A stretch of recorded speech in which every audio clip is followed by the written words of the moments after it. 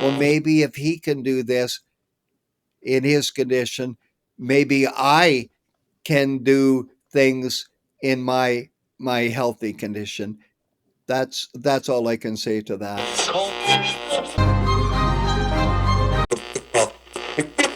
I was driving till I was 95, so the day I got the backup camera, I thought it was marvelous. So.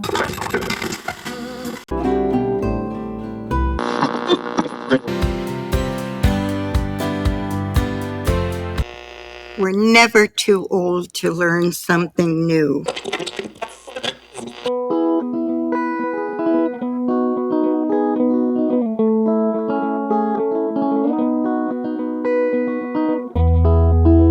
Welcome to Elder Wisdom, Stories from the Green Bench. We have a very special episode for you today. This is episode number 70. We're so pleased that you are here listening with us today.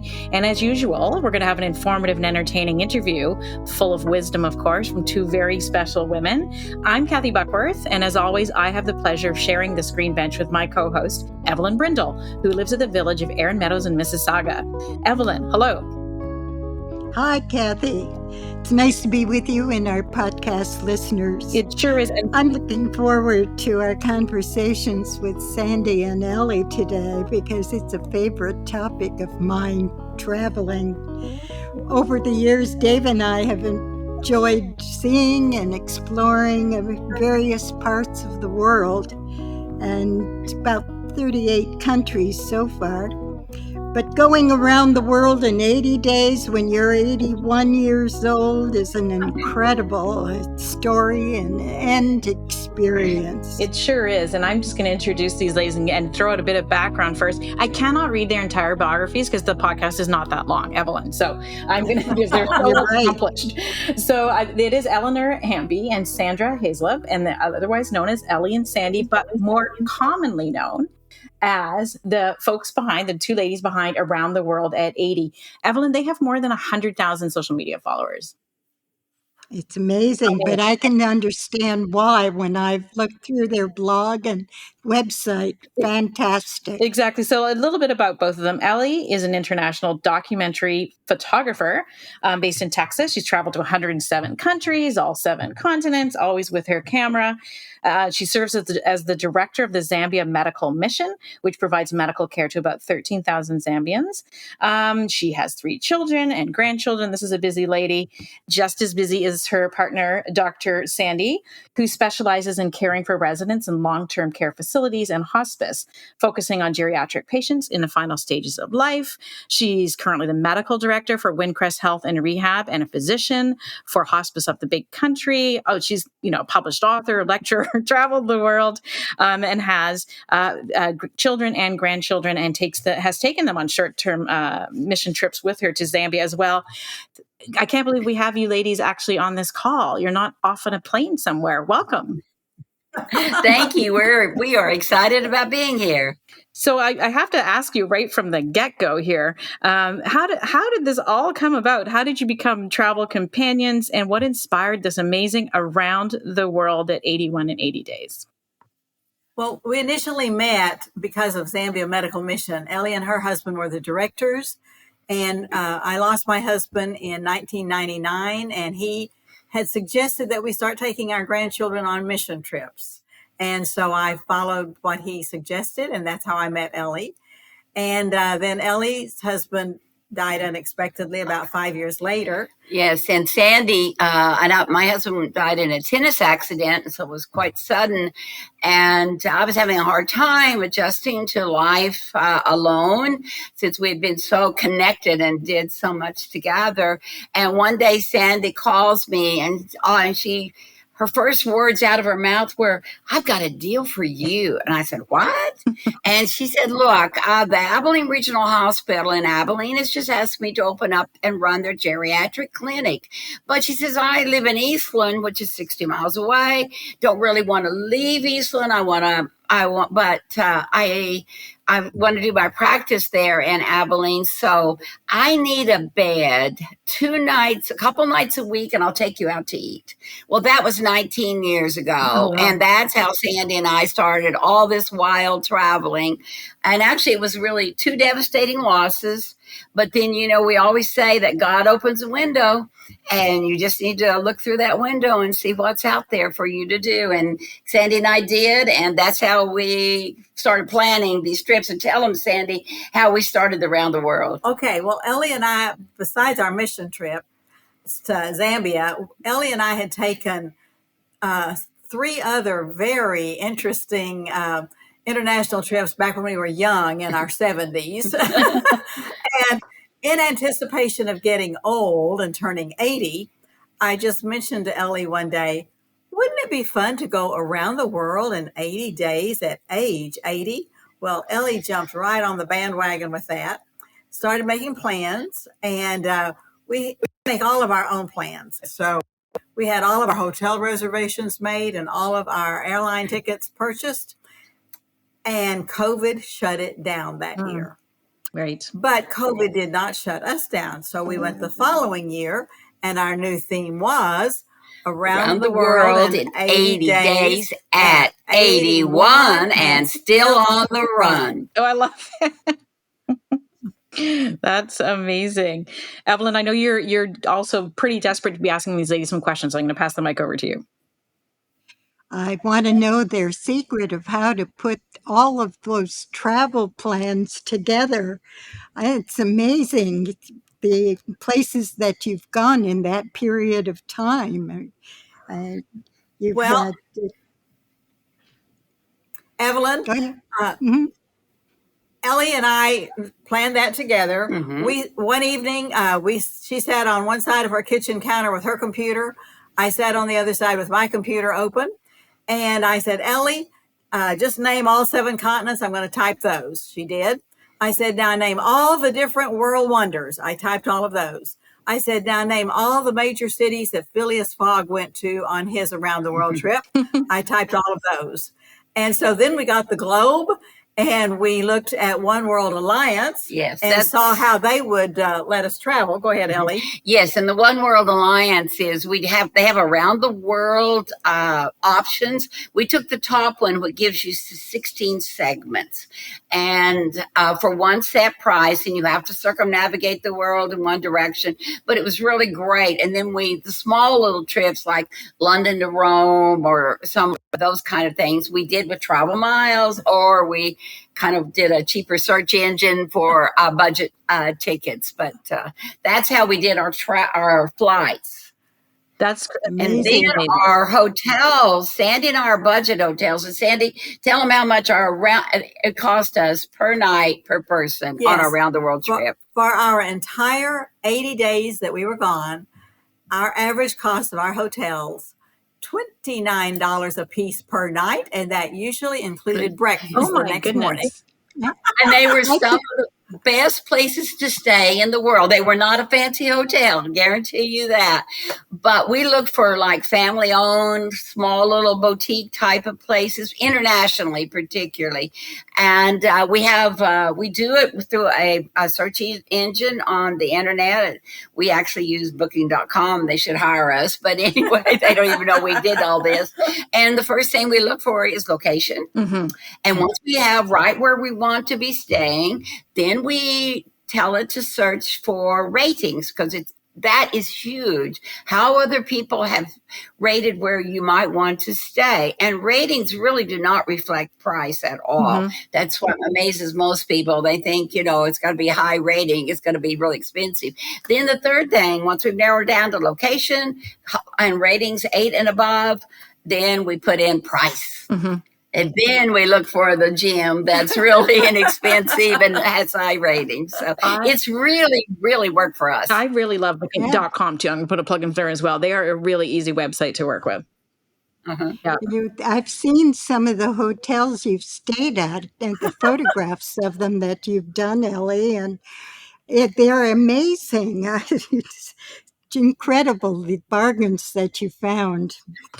You have to be adventuresome, and they're not always easy. So Sandy, tell them how one of our gyms was this $13 a night in Cairo, Egypt, but overlooking the pyramids. But you tell them how. When the taxi dropped us off to go to that hotel, the taxi dropped us off in the alley. Oh, And I said, we're supposed to go down the alley to find our hotel? He said, yeah, just walk down the alley and you'll see a gate. Just rattle the gate and they'll let you in.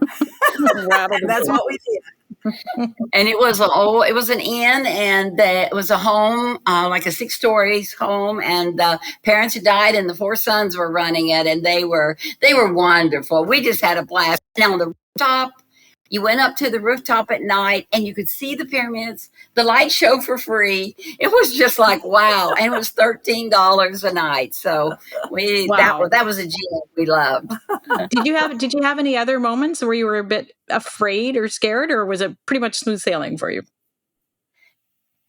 Sandy and I say we're concerned sometimes. We don't get scared too much. Right.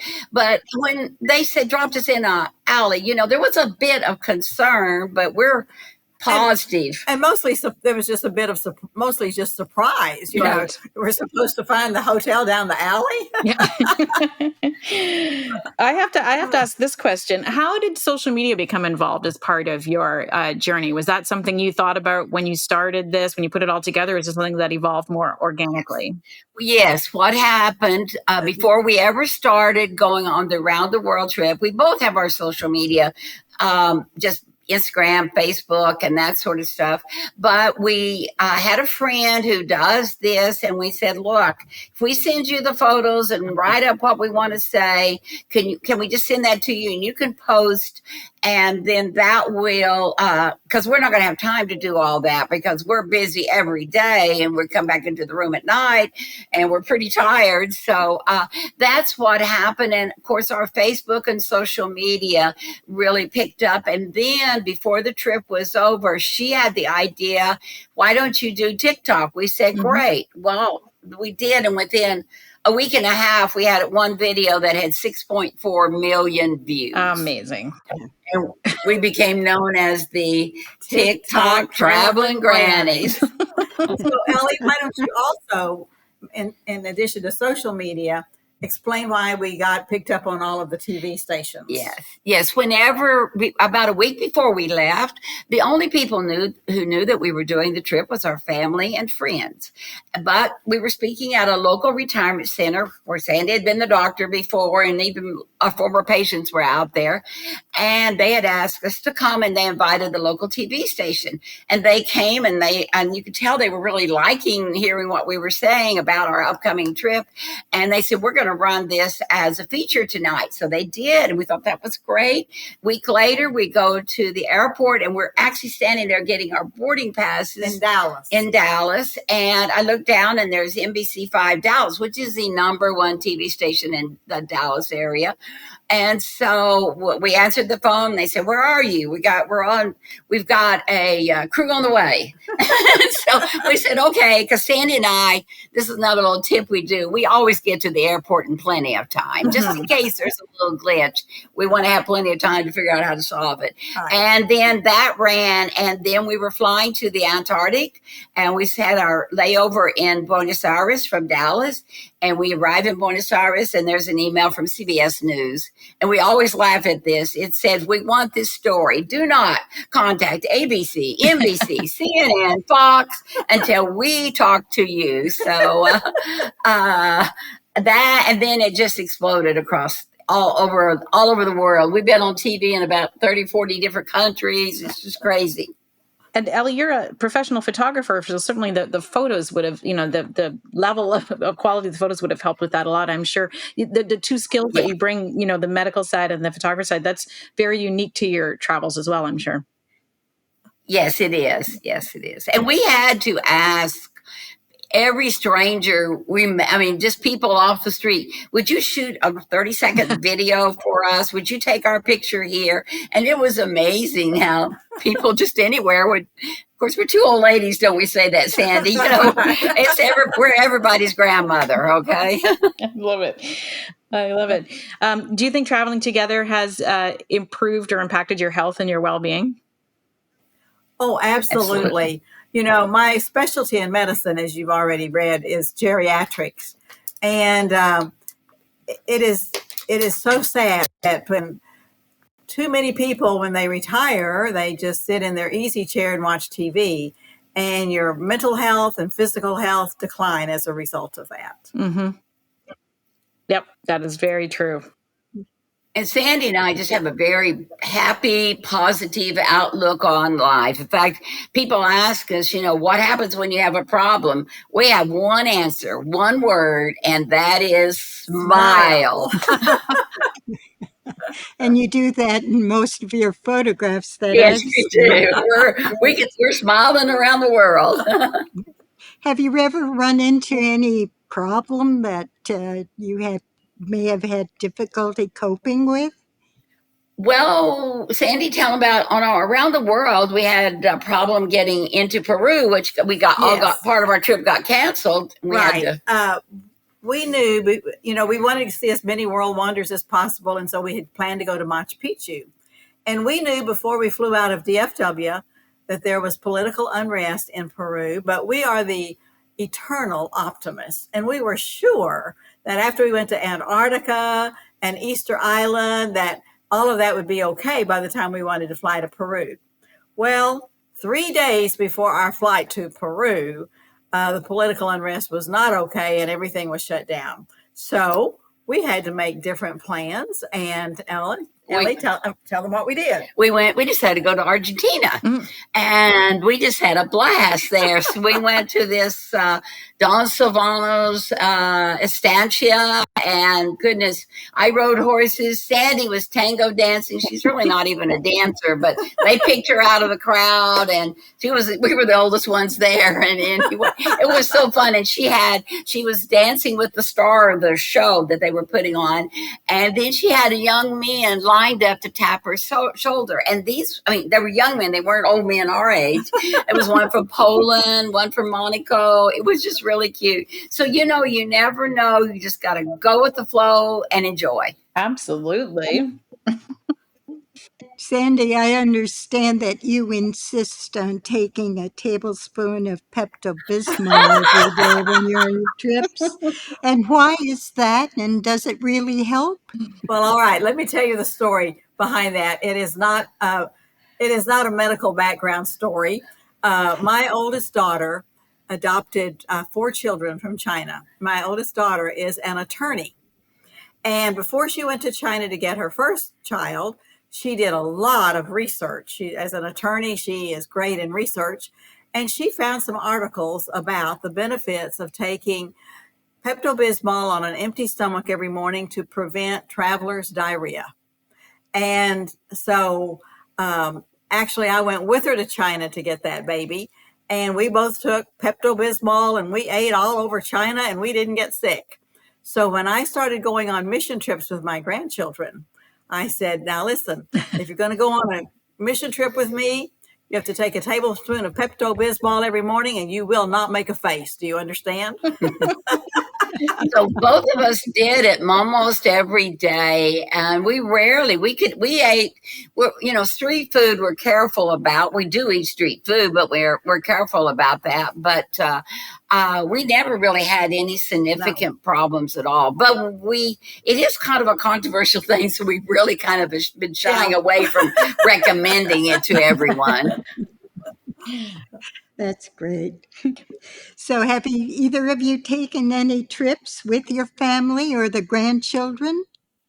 You should say that. Well, you're taking. You start first, and then our grandkids have gone all over the world. Both of us, even before we knew each other, we were taking trips with our grandchildren. So no, it's been.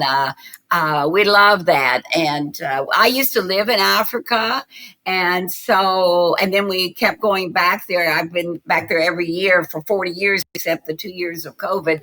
And I have a house there, and we would always tell our grandkids we'd take them one at a time, which is the most fun way, because they don't have any sibling rivalries or, fighting or whatever. And we would always say, hey, well, after we do our work in Zambia, we'll go, where do you want to go? Because almost everything was on the way back from, from Africa. So, and we're both we've been budget travelers. Yes. So by choice. So I, with my 7 grandchildren, my first grandson I took to Zambia every other year from the time he was 14 until 18. Then between years, I took his cousin to Russia every other year. And then those two were grown. It was time for grandson number 3, and he didn't have to alternate. I told him he was rewarded for all of the teasing he always got from his brother and his cousin. So I took him the first year to China, and we did volunteer work in a special needs orphanage. Then the next year was Zambia, and then the next year was Cambodia, and we served on the Ship of Life. And so we rotated Cambodia and Zambia. And then then it was time my 4 grandchildren from China grew up, and it was time to start taking them on mission trips. And their mama wouldn't let them go to some of the crazy places that I took the others. So I had been to Romania to speak at a ladies program there, and thought, this is a great place. And so I took those grandchildren to Romania and taught vacation Bible school in villages there. Wow. So, travel has really exploded since, the pandemic has eased and lockdowns are over. And I actually write travel as well as doing this podcast. And I've written quite a few pieces on over tourism, which I'm sure you ladies have witnessed yourselves. Are you finding that it is a problem when you travel, the over tourism that's happening, and in particular, trying to find, budget hotels or places to stay where you want to be? We have, of course, Sandy and I don't do tours. Right. We're always strictly on our own. And we really did not run into any places that we were, but we're kind of doing it on our own. We like to get a car and a driver wherever we are, if possible. Yes. And so we can, at the spur of the moment, we want to do this or we want to stop here, we can. But we have really not seen the problem. Maybe because when we did the Round the World, that was just opening. Right. The world was just opening up. We were some of the first big time, taking a very extended trip, some of the first travelers to do that. Right. So we haven't had, and we are not a big city people. Okay. Right. So. Yeah, that makes a difference as well. The two of you are obviously great friends. Do you ever fight? No. No, we really don't. We really don't. We know we get that you're about the 100th person or so that's asked us that question. Right. I do have to remind Ellie when we are walking that her legs are longer than mine and she needs to slow down just a little. But we are 2 different personalities, but we do have a very similar outlook on life. And we handle, I think one of the reasons we can travel so well together is when a problem comes up, neither one of us are breaking down, crying, and, oh, woe is me, what are we going to do? We just have this, okay, let's figure out how we can make this happen or adjust to what's happening. Because our very first trip together, we did the Trans-Siberian second class train. Nice. And we were coming from, we had stopped in Irkutsk and Lake Baikal. And before that, the train was just packed. And we were having fun with all the Russians, everybody. We were just having a blast. It was second class. And then when we get on from Irkutsk to go to Mongolia, there's no one in our car until we stop. And they asked about 8 hours later, and they asked for passports, and we give them ours. And then we hear them say passports again. And we said, whoa, there's somebody on that in our car. So I walk down there, and there's a Russian man on his bed in pajamas. He's not engaging at all. And so I turn around and go back, and I said, well, I'm a man down there. Well, then pretty soon the KGB came. Needless to say, they searched everything, took down 2 ceiling tiles, arrested pajama man, took him out. Then they come to Sandy and I, and then they start, tearing down our stuff and thinking we're accomplices with Pajama Man.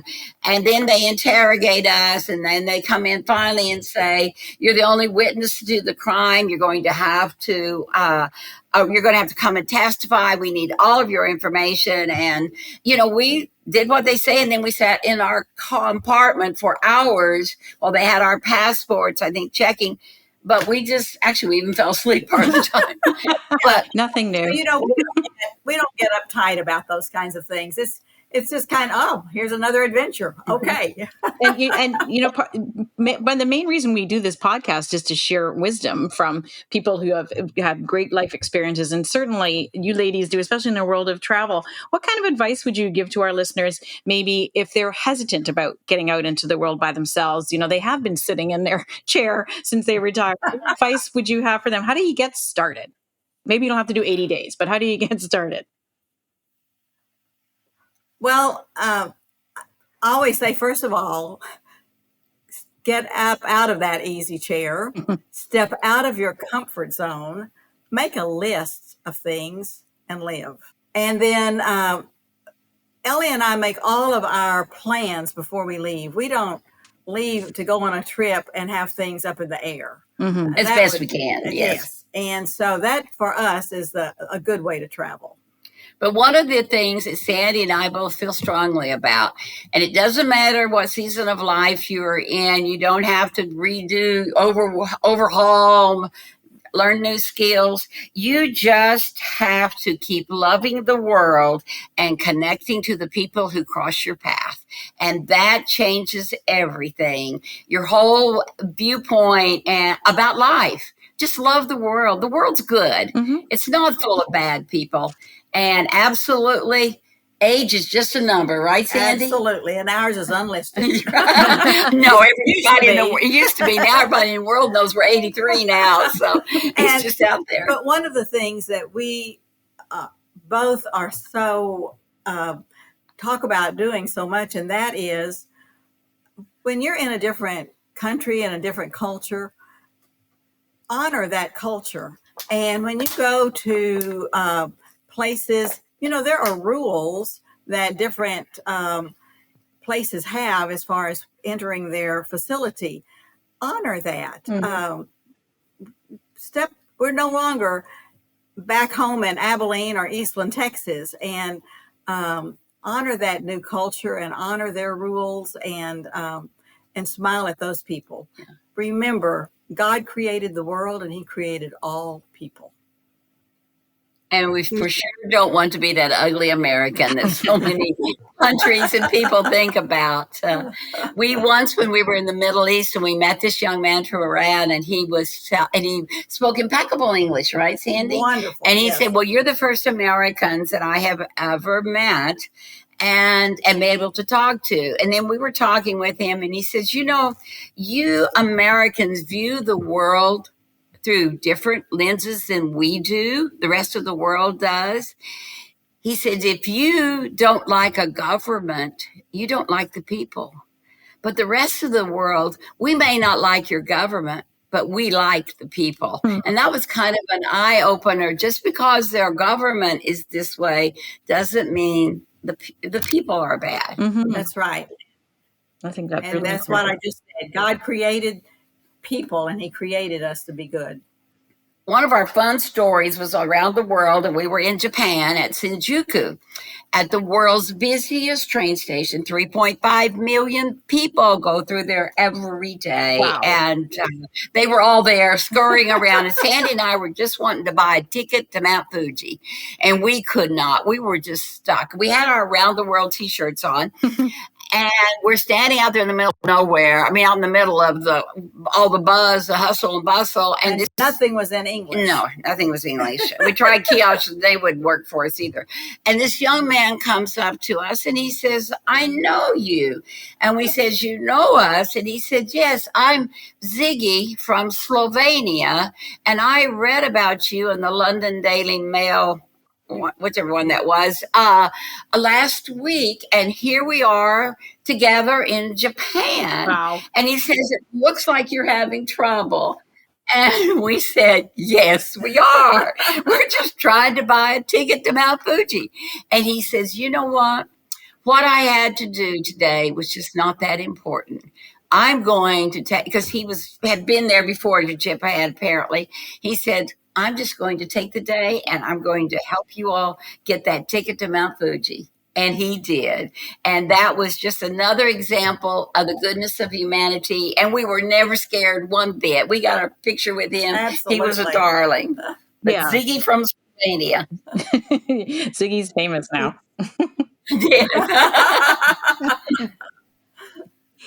But you're so right about that. If you accept the culture that you're in and the way people are living, their food, uh, they're so accepting and helpful, and you learn so much more. And it's a Yes. pleasure when you're traveling. You come back with wonderful, wonderful memories. Yeah, You are right, Evelyn. That is exactly the way we feel.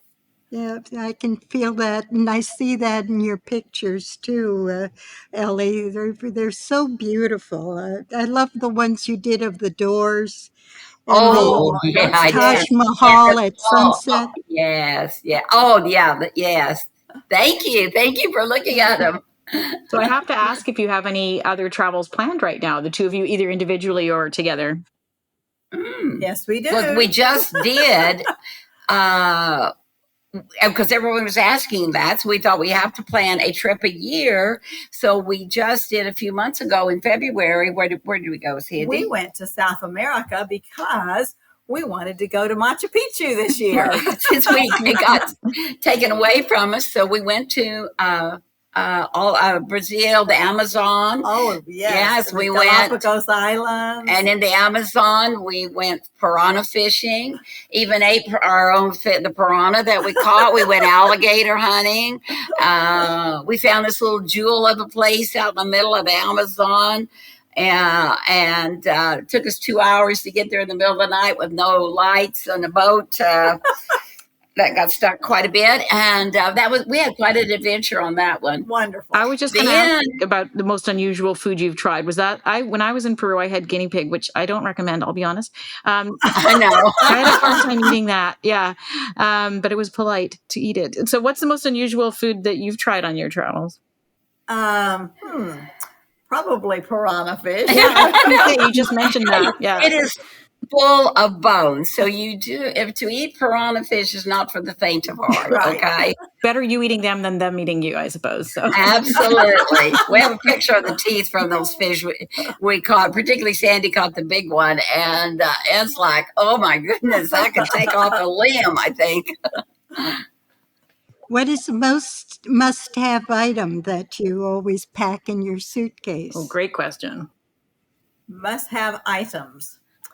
Number one, we take as little as we possibly can because we have a long journey to take. But we take trekking poles, yes, so that when we are in, like when we were in Antarctica and the Arctic Circle, we needed those trekking poles for the snow. And when we were in Machu Picchu, we needed those trekking poles to get up the mountain. Mm-hmm. So we use those collapsible ones that are lightweight and just you put them in your backpack. So that's really a good thing that we really like having.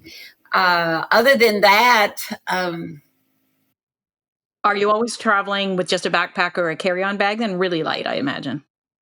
Yes. Around the world, we had one checked piece, but it didn't weigh, because when going to Antarctica, right, it could only weigh 15 kgs. So then we pretty well ran around 15 kgs for a checked piece. But we were going through several seasons, and so we had to have a heavier coat. But yes, we pack extremely light. And I suppose, is there one place that you haven't been to that's on your bucket list that you need to get to?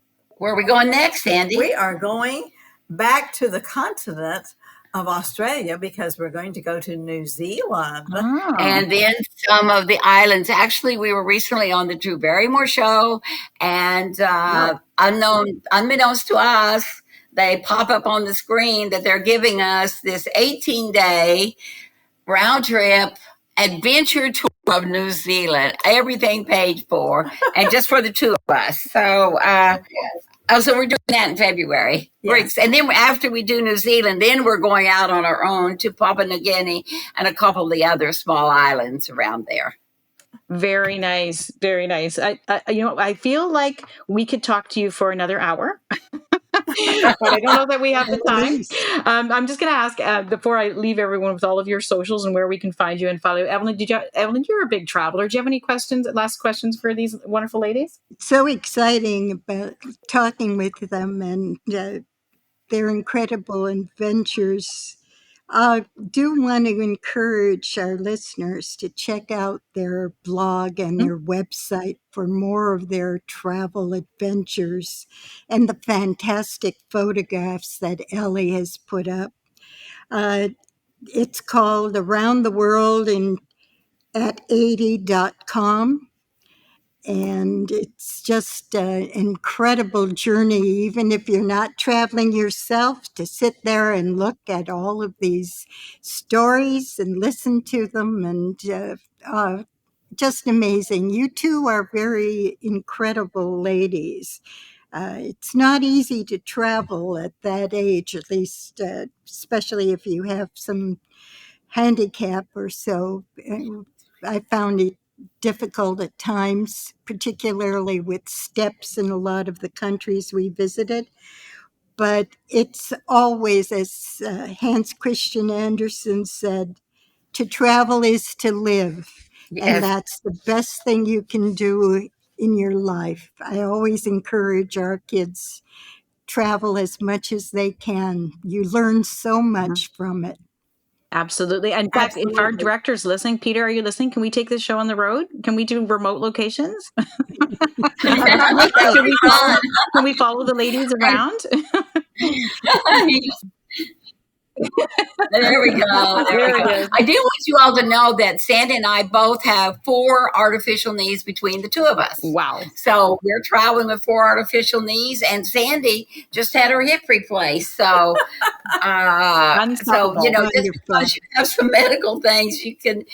I know sometimes you can't, but try your best with good rehab, and it works for us. Your exuberance, your happiness just comes through your voices entirely through this whole episode. And, you've really made the day. I feel so much happier today. It's just wonderful. Amazing. Thank you so much, Evelyn. And going along with what you said a minute ago, Ellie has a saying regarding travel, and that is, the world is a book, and he who does not travel only reads one page. And that's not actually, I didn't come up with that. I read that. So I don't want to get any credit for something that I wasn't dreaming up. But I certainly agree with it and really, really feel strongly about that.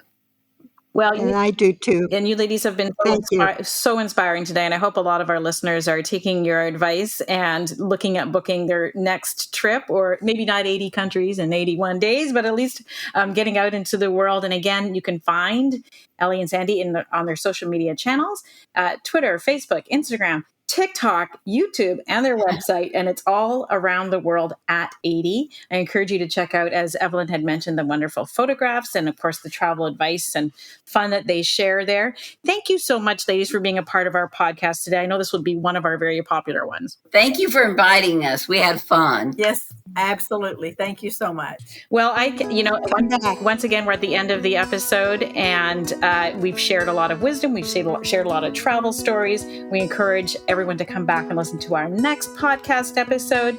Evelyn, any last words as we close off episode number 70? I wish I was young enough to go and travel as much as they have, but days are ahead us always. But it's been a wonderful trip with both of these ladies. And we can live through their travels online, right? We can see what they're doing. If you're listening to this podcast for the first time, there are about 70 other episodes that you can go back and listen to. We encourage you to do that. We encourage you to subscribe to our podcast and share your own elder wisdom by using the hashtag Elder Wisdom on social media. Thank you so much for joining us. Until next time, goodbye from myself, Kathy Buckworth, and Evelyn Brindle. Elder Wisdom, Stories from the Green Bench, is brought to you by Schlegel Villages, a complete continuum of care, offering independent living to long-term care, celebrating and honoring the wisdom of the elder. To learn more about us, please go to our website, schlegelvillages.com.